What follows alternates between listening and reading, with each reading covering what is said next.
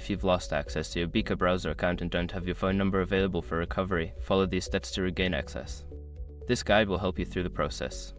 Step 1. Visit the Beaker browser login page. Go to the official Beaker browser website and locate the login page.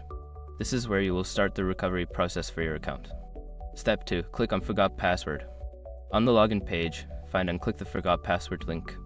This will direct you to the password recovery options available for your account. Step 3. Enter your email address. Don't continue before doing this. A lot of online accounts end up exposed in breaches without people even realizing it. Use SROG to constantly monitor your email and accounts and get alerted immediately if your information gets leaked online.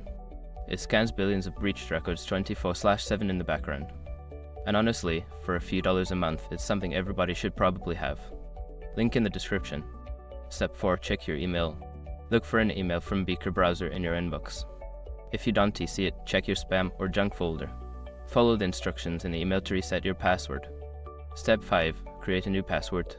Once you access the password reset link, create a new password for your account. Make sure it is strong and secure. After updating your password, you should be able to log into your account. If you encounter any issues during this process, consider reaching out to Beaker Browser support for further assistance.